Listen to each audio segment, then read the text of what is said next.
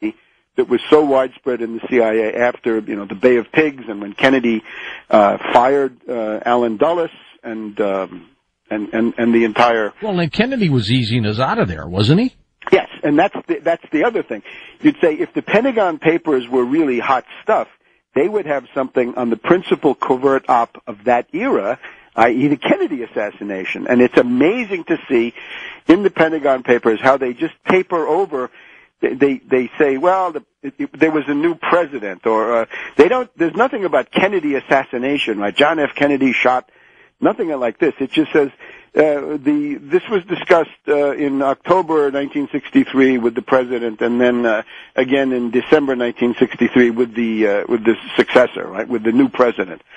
So, nothing about the Kennedy assassination. So you see that what we've got, it seems to me, is a re-edition of the Pentagon Papers, and there have been other cases like this. You may remember the so-called Lockheed scandal of 1975-76, which brought down the governments of Italy, of Japan. It ended the political career of Prince Bernhard of Holland. It basically watergated the entire sort of Cold War institutions around the world. The CIA is always concerned. It was a bribery scandal, wasn't it? Yeah, bribery. It was supposedly making Lockheed look bad because the Lockheed was bribing all these foreign officials, but the damage done was to the foreign officials who were named. So it's always a scandal that purports to be one thing. In other words, it purports to be saying something bad about the U.S., but it's really saying something much worse about others. So I think this is pretty much the model, and it's interesting that Morton Halperin, who was there then, is still in the in this prominent position in the Soros Foundations now today. And there was some idea that the original Wiki board was people who had somehow some kind of ties, direct or indirect, with the Soros Foundation group. So it seems to me that this is a left cover covert operation. And again, it's a limited hangout. It's a self-exposure. You can call it a striptease because it involves showing certain parts and then hiding other parts and attempting to excite attention by this kind of a charade. It's very unfortunate. Certainly left liberals thought that Obama was their hero and their savior and their messiah. And in December of last year, right when Obama caved on the Bush tax cuts, a lot of them became very, very disenchanted. And lo and behold, Assange is there as a more radical alternative. In other words, a new hero, a new, even more out of the mainstream. Is he also the whipping boy? Well, I think he is certainly in danger. In other words, he might at a certain point the calculation might be that he's more valuable as a martyr, and therefore I hope that this doesn't happen. But this is certainly the danger. Maybe there's one other thing. My own personal rivalry, maybe with Assange, clash with Assange, you might say, went a little bit like this. In October of 2009, I went to Reykjavik, Iceland, and I gave a series of 5 lectures in Reykjavik. And this is a time now when Iceland is under tremendous attack by the British and the Dutch. And the British and the Dutch say to them, guess what? You had banks that took deposits in our countries. Your bank went bankrupt, right? This Ice Save. Mm-hmm. And you owe us $12 billion with a B. So it's a country of about 300,000 people. They don't have the money. It's impossible. It's out of this world. It's a lunatic exercise. So the obvious thing for Iceland to say is, no, we will not pay. We are declaring a unilateral debt moratorium, an open-ended freeze on all payments of interest and principal. Because this is not even real debt. In other words, there never was a contract where Iceland said, we will pay. These are not even debts that were contracted. It's pure extortion, right? Pure blackmail. And essentially what I found in giving these lectures was that there was already a pretty good body of opinion in Iceland that the debt moratorium was really the key to national survival, right, for the whole country. And it's a fascinating civilization, right? It goes back 1,000 years or more to the Vikings and all the rest of this.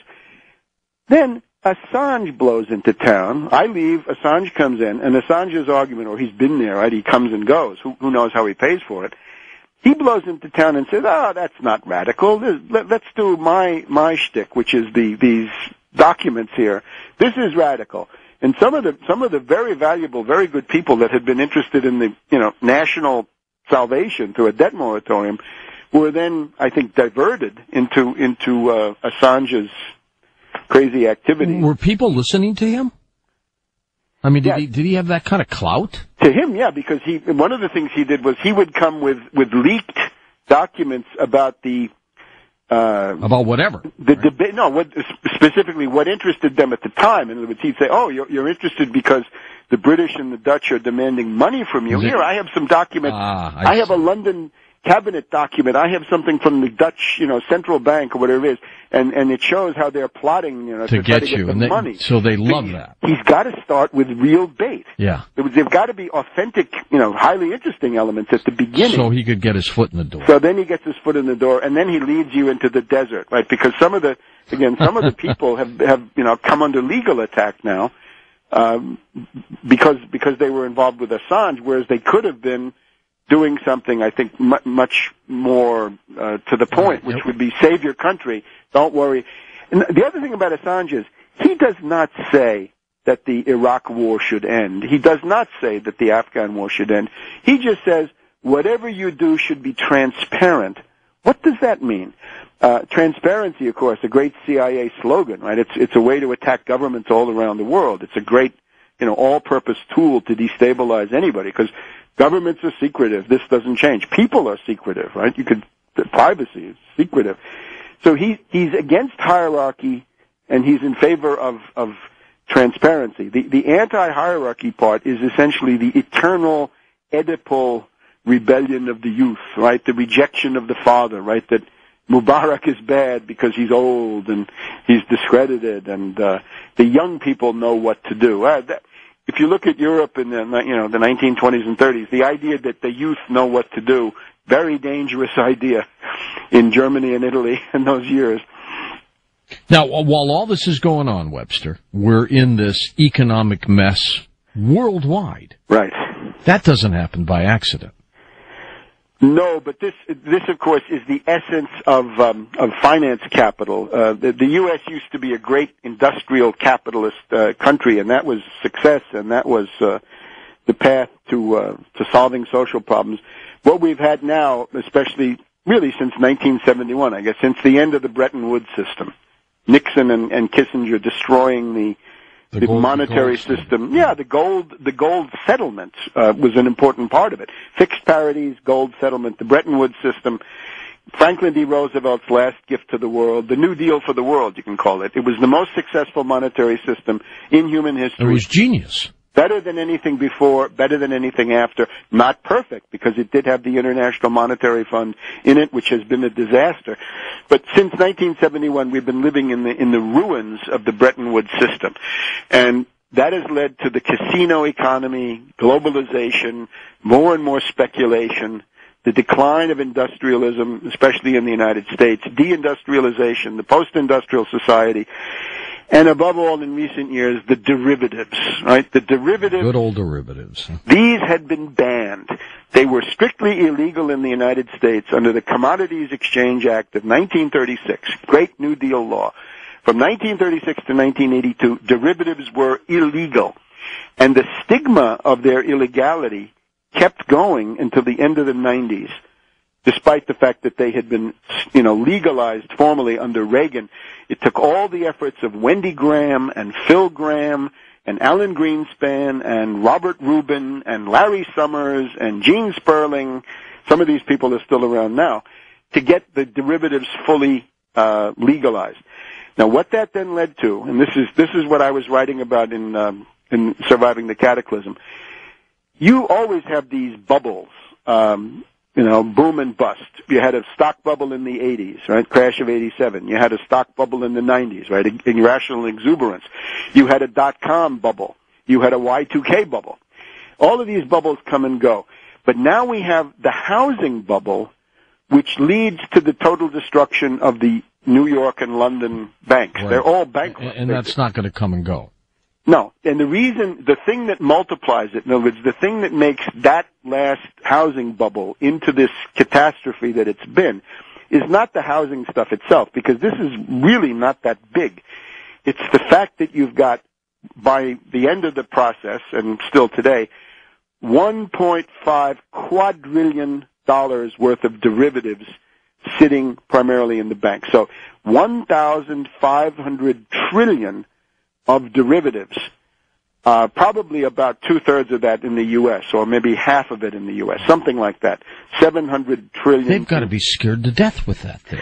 Well, the whole policy under Obama has been to try to shield, and really under Bush, under Paulson and Bush, and now under Geithner and Bernanke and Obama, has been to prevent this cancerous mass of kited derivatives from exploding and going bankrupt. And of course, in astronomy, which it should, right?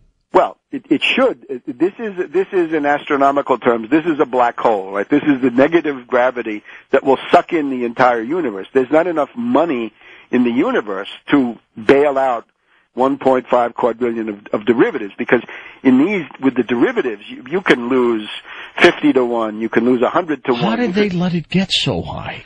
Well, because of the constant lobbying of Geithner, of Summers, right? Larry Summers, very good example. He believed in derivatives. He invested the entire Harvard endowment in derivatives, and the result was he destroyed about one-third of the Harvard endowment.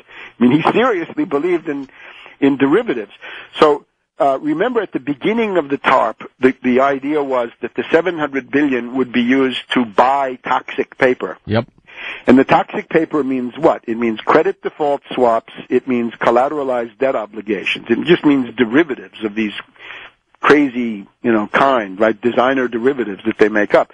They immediately saw that $700 billion of derivatives of money from the Treasury was not going to go anywhere when you're dealing with 700 trillion at least of derivatives. It just scratched. Could you imagine if President Bush at the time said, I need not 700 billion, I need trillions to get us bailed out of here? Well, the credit line, ultimately the credit line that was made available to Wall Street was 24 trillion, of which, according to what we know so far, 4 trillion were actually used. They've tapped into it, yeah. And the 3.3 trillion from the Fed, most of that has not been repaid.